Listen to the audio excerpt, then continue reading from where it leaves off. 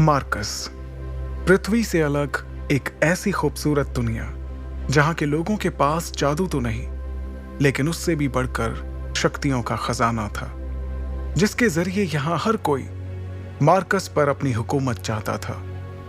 यहां जो सबसे शक्तिशाली होता था वो कानून बनाता था और कमजोरों को उस कानून को मानना पड़ता था।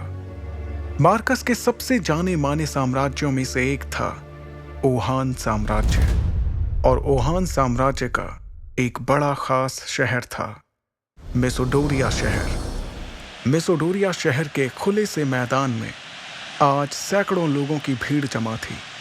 ये सभी शक्ति स्तंभ के जरिए अपनी अपनी शक्तियों के सितारों को परखना चाहते थे। इस स्तंभ पर 9 सितारे थे, जिन्हें पाकर ही आप शक्तियों के अगले रैंक पर जा सकते थे। ध्रुव 3 साल पहले शक्ति स्तंभ पर 9वें सितारे को पा चुका था, लेकिन अचानक उसकी शक्तियां तीसरे सितारे पर आकर रुक गईं, और तभी से ध्रुव वापस से 9वें सितारे को पाने के लिए मेहनत कर रहा था। अपनी इसी शक्ति के सितारे को परखने के लिए ध्रुव सैकड़ों लोगों की भीड़ में खड़े होकर अपनी बारी का इंतजार कर रहा था। अपने दोनों हाथों की मुट्ठी को बंद कर ध्रुव ने खुद को भरोसा दिलाते हुए कहा, इस साल मैंने जी तोड़ मेहनत की है। इस बार मेरी शक्तियां जरूर 9वें सितारे तक फिर से पहुंचेंगी, जरूर पहुंचेंगी। आज मैं शून्य रैंक से आगे बढ़कर एकलव्य बन के रहूंगा। तभी एक घोषणा सभी के कानों में गूंजी, और अब अपनी शक्तियों को परखने वाले अगले शख्स का नाम है ध्रुव। जैसे ही ध्रुव का नाम पुकारा गया, वो लोगों की भीड़ से निकलकर बाहर आया और अपने कदमों को धीरे धीरे बढ़ाते हुए ऊंचाई पर रखे एक बड़े से पथरीले स्तंभ की ओर बढ़ने लगा, जिसका नाम था शक्ति स्तंभ। शक्ति स्तंभ के ठीक सामने पहुंचने के बाद ध्रुव के जहन में कई बातें चल रही थीं। ध्रुव जब सिर्फ 4 साल का था, तब से उसने प्रैक्टिस करना शुरू कर दिया था, और 10 साल की उम्र तक तो वो 9वें सितारे तक पहुंच गया था। फिर 11 की उम्र में वो शून्य रैंक से एकलव्य रैंक पर आ गया था। शौर्य दल के 100 साल के इतिहास में ये पहली बार था जब एक 11 साल का बच्चा एकलव्य बन गया हो। लेकिन उसके बाद ऐसा कुछ हुआ कि अचानक से एकलव्य एक बार फिर से शून्य रैंक पर आ गया। यही सब सोचते हुए ध्रुव ने अपने दाहिने हाथ की हथेली को शक्ति स्तंभ पर रखने के लिए आगे बढ़ाया।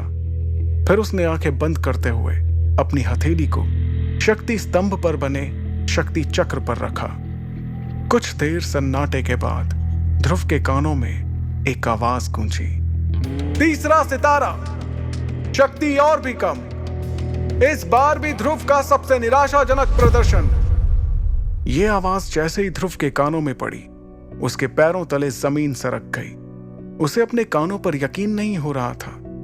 जैसे ही उसने अपनी आंखें खोली, शक्ति स्तंभ पर गड़े हुए 2 शब्दों तीसरा सितारा ने उसके सपनों को चकनाचूर कर दिया। उसे बिल्कुल भी समझ नहीं आ रहा था कि आखिर ऐसा कैसे हो सकता था। इस बार तो उसने हर बार से ज्यादा मेहनत की थी। शक्ति स्तंभ के सामने खड़े ध्रुव ने अपने आप से बड़बड़ाते हुए कहा, नहीं नहीं, ऐसा नहीं हो सकता, ऐसा बिल्कुल भी नहीं हो सकता।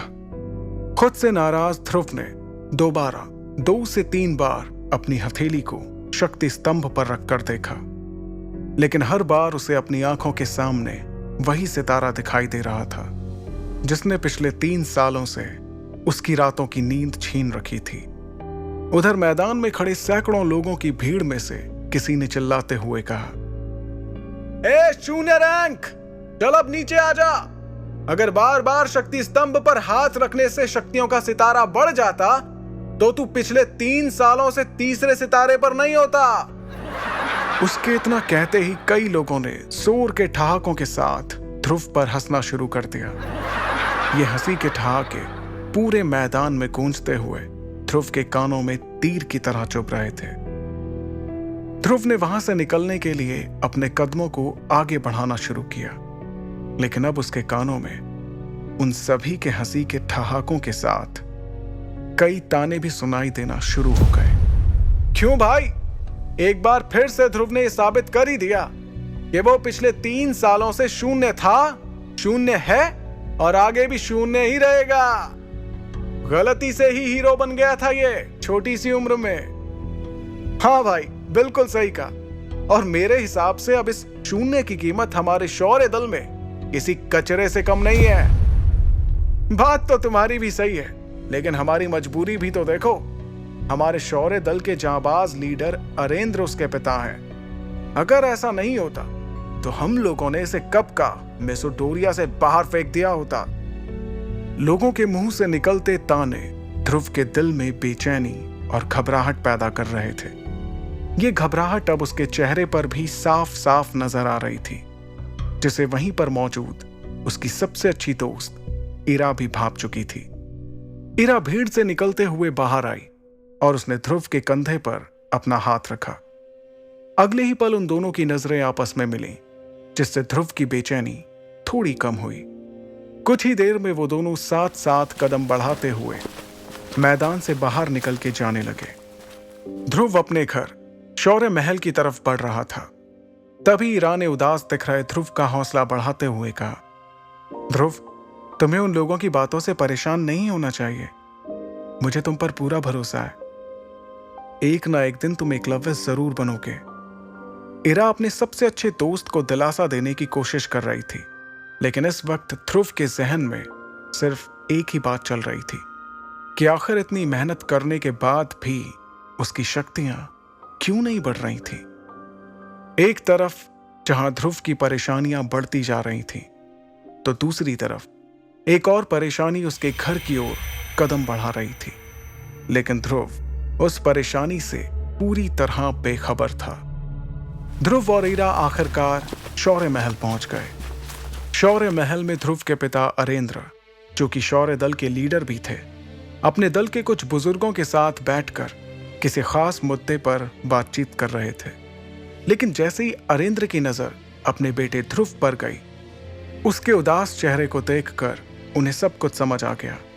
वो अपनी बातचीत को वहीं पर रोककर ध्रुव के पास गए। अरेंद्र ने अपने बेटे ध्रुव को सीने से लगाते हुए कहा, कोई बात नहीं ध्रुव, तुम मेरे बेटे हो, शौर्य दल के लीडर अरेंद्र के बेटे। अगली बार तुम्हें जरूर कामयाबी मिलेगी, हिम्मत मत हारना। इस वक्त शौर्य महल के दरबार में बैठे सभी लोगों की नजर ध्रुव पर ही थी। तभी अचानक एक लड़की नीले रंग के गाउन में अपने लंबे लंबे कदमों के साथ शौर्य महल के इस दरबार में दाखिल हुई। इस लड़की का नाम लारा जयान था। लारा के दादाजी ओहान साम्राज्य के शेरदिल सेनापति रह चुके थे और लारा अंबर दल की होने वाली लीडर थी। अंबर दल ओहान साम्राज्य के सबसे ताकतवर दलों में से एक था। यह इतिहास में पहली बार था कि कोई इतनी कम उम्र में अंबर दल का लीडर बनने वाला था। लारा को अपने सामने देखकर सभी लोगों के साथ अरेंद्र भी हैरानी में पड़ गए, क्योंकि सभी जानते थे कि ये कोई आम लड़की नहीं, बल्कि अंबर दल की होने वाली लीडर थी। लारा का अचानक इस तरह से महल में आना किसी को भी समझ नहीं आ रहा था। फिर भी उसे अपनी ओर आते देखकर शौर्य दल के प्रमुख अरेंद्र ने कहा, तुम्हारा स्वागत है लारा। ना कोई खत, ना कोई खबर, इस तरह से यूं अचानक, सब ठीक तो है? अरेंद्र के सवाल पर लारा ने अपने दाहिने हाथ से चुटकी बजाते हुए अपने बॉडीगार्ड्स की ओर इशारा किया। इशारा पाते ही वो सभी एक कदम आगे आए। वो बॉडीगार्ड्स एक बड़े से हरे रंग के बॉक्स को पकड़े हुए थे। बॉक्स की तरफ देखते हुए लारा ने अपनी तीखी और तेज आवाज में कहा, मुझे पता चला है कि ध्रुव इस साल भी अपनी शक्तियों को नहीं बढ़ा पाया, इसलिए मैं ध्रुव के लिए एक खास चीज लेकर आई हूं। इसे पीने से उसे अपनी खोई हुई शक्तियां एक बार फिर से मिल जाएंगी। अरेंद्र ने ध्रुव की ओर देखकर दोबारा लारा को देखते हुए कहा, लेकिन लारा, हम तुमसे कोई तोहफा नहीं ले सकते, और वैसे भी तुम कुछ ही दिनों में हमारे परिवार का हिस्सा बनने वाली हो, इसलिए इस तोहफे की कोई जरूरत नहीं है। अरेंद्र की बात खत्म भी नहीं हुई थी और बॉडीगार्ड्स ने उस बॉक्स को खोल दिया। सभी को बॉक्स में हरे रंग की शरबत से भरी बोतलें दिखाई दे रही थीं। वहां मौजूद सभी लोगों ने इस शरबत को पहचान लिया था। अरेंद्र ने उस शरबत की ओर हैरानी से देखते हुए कहा, करिश्माई शरबत? यह तो बहुत ही कीमती शरबत है। हम तुमसे इतना कीमती तोहफा बिल्कुल भी नहीं ले सकते लारा। लारा ने देरी किए बिना तुरंत अरेंद्र से कहा, आप जानते हैं ना कि यह करिश्माई शरबत ध्रुव के लिए कितना फायदेमंद साबित हो सकता है। मुझे लगता है कि ध्रुव को इस शरबत को ले लेना चाहिए, क्योंकि अब तो शहर में ध्रुव के लिए तरह तरह की बातें भी होने लगी हैं। उसकी बात का जवाब देते हुए अरेंद्र ने कहा, मैं जानता हूं लारा, और मैं ये भी जानता हूं कि इस करिश्माई शरबत के कई फायदे हैं, लेकिन इस बात से भी इनकार नहीं किया जा सकता कि इससे ध्रुव को कोई फायदा नहीं होगा, क्योंकि उसकी शक्ति 9 सितारों से ऊपर नहीं है। और तुम ये जानती हो ही कि अगर 9वें सितारे से कम शक्ति वाला कोई इस शरबत को लेगा तो इससे उसकी शक्तियां और भी कम हो सकती हैं। अरेंद्र अपनी बात को पूरी करते उसके पहले ही लारा ने उन्हें टोकते हुए कहा, हाँ, मैं जानती हूं कि शक्तियां कम भी हो सकती हैं, तो इसमें इतना परेशान होने वाली कौन सी बात है। ध्रुव का शक्ति का सितारा तो वैसे भी 3 पर ही है। ध्रुव के पास अब हारने को बचा ही क्या है। इससे पहले कि अरेंद्र कुछ कहते, लारा की इस बात पर अब ध्रुव ने अपनी चुप्पी तोड़ते हुए कहा, मैं कभी भी अपनी शक्तियों को इस तरह से नहीं बढ़ाऊंगा लारा। तुमने ये सोच भी कैसे लिया? लारा ने भी तुरंत इस बात का जवाब दिया, अच्छा, तो फिर तुम किस तरह से अपनी शक्तियां बढ़ाओगे? वैसे ही जैसे पिछले 3 साल से बढ़ा रहे हो। लारा की इस बात का ध्रुव के पास कोई जवाब नहीं था। लारा ने अरेंद्र के पास जाकर उन्हें इत्मीनान से कहा, ठीक है, अगर आप इस करिश्माई शरबत को तोहफे के तौर पर नहीं लेना चाहते, तो क्या आप मुझे इसके बदले में कुछ दे सकते हैं? लारा की इस बात पर अरेंद्र ने बिना कुछ सोचे समझे कहा, हाँ हाँ, बिल्कुल, क्यों नहीं। हम तुमसे इस शरबत को लिए बिना भी तुम्हें जो चाहिए वो दे सकते हैं। लारा ने बेझिझक जवाब दिया, मेरे और आपके परिवार के बड़े लोगों ने सालों पहले ध्रुव और मेरा जो रिश्ता तय किया था, मैं उसे आज तोड़ना चाहती हूं। लारा के मुंह से इस बात को सुनकर ध्रुव, उसके पिता अरेंद्र और वहां पर मौजूद सभी लोगों के पैरों तले जमीन सरक गई। एक पल के लिए वहां सन्नाटा छा गया।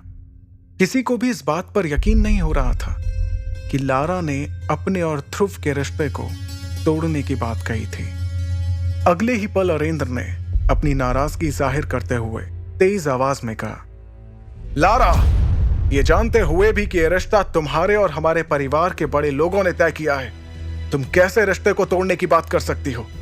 तुम जानती हो ना ये कितना गलत माना जाता है। अरेंद्र की नाराजगी के जवाब में लारा ने बड़ी ही बेफिक्री के साथ कहा, यह रिश्ता जरूर परिवार के बड़े लोगों ने तय किया था, लेकिन तब और अब में काफी फर्क आ चुका है। आज मेरे और मेरे परिवार के लोगों की शक्तियां कहां से कहां पहुंच चुकी हैं, जबकि ध्रुव पिछले 3 सालों से वहीं पर अटका हुआ है। लारा के मुंह से अपने और अपने परिवार की बेइज्जती होते देखकर अब ध्रुव से रहा नहीं जा रहा था। उसे लारा पर बहुत गुस्सा आ रहा था। तभी लारा ने अपनी बात को आगे बढ़ाते हुए कहा, और वैसे भी सभी जानते हैं कि मैं इस वक्त अंबर दल की लीडर बनने वाली हूं, और इसके लिए यह बहुत जरूरी है कि मेरा किसी कमजोर के साथ कोई संबंध ना हो। इसलिए बेहतर यही होगा कि यह रिश्ता आगे बढ़ने से पहले यहीं पर टूट जाए। अंबर दल की लीडर बनने वाली बात पर गौर करते हुए अरेंद्र ने उससे कहा, तो यह है असली बात, बाकी सब तो तुम्हारे लिए एक बहाना था, सिर्फ एक बहाना। तुम्हें परिवार की कोई फिक्र नहीं है। तुम्हारे सिर पर तो सिर्फ सबसे शक्तिशाली बनने का जुनून सवार है, और इसलिए तुम इस रिश्ते को तोड़ना चाहती हो। इस बार लारा ने बेशर्मी से जवाब देते हुए कहा, तो आप ही बताइए कि मैं कैसे उस इंसान से अपना रिश्ता जोड़ लूं जो पिछले 3 सालों से अपनी शक्तियों को बढ़ा नहीं पा रहा। लारा की इस बात का वाकई में वहां पर किसी के पास कोई जवाब नहीं था। तब लारा ने दोबारा उस करिश्माई शरबत की तरफ देखते हुए कहा, अब आपके लिए यही बेहतर होगा कि आप मेरी बातों को मान लें और इस करिश्माई शरबत को स्वीकार करते हुए इस रिश्ते को तोड़ दें, क्योंकि आप भी जानते हैं ये शरबत कितना कीमती है और ध्रुव के लिए कितना जरूरी है। अब ध्रुव के सब्र का बांध भी टूट चुका था। वो लारा के ठीक सामने आकर खड़ा हो गया और उसकी आंखों में आंखें डालते हुए बोला, ठीक है, तुम्हें इस रिश्ते को तोड़ना है तो ये टूटेगा, जरूर टूटेगा। ध्रुव के इतना कहते ही सभी हैरानी से उन दोनों के चेहरे की तरफ देखने लगे। तभी ध्रुव ने अपनी बात को आगे बढ़ाया, लेकिन इस रिश्ते को तोड़ने से पहले हमारी शादी होगी और उसके बाद मैं तुम्हें तलाक देकर इस रिश्ते को हमेशा हमेशा के लिए तोड़ दूंगा। बताओ, है मंजूर? ध्रुव की इस बात पर लारा ने तपाक से गुस्से में झल्लाते हुए कहा, ये क्या बकवास कर रहे हो तुम? तुम्हें मालूम भी है इससे मेरे परिवार की कितनी बदनामी होगी? तब ध्रुव ने बड़े ही इत्मीनान से जवाब देते हुए कहा, तो जो तुम कर रही हो उससे हमारे परिवार की बदनामी नहीं होगी?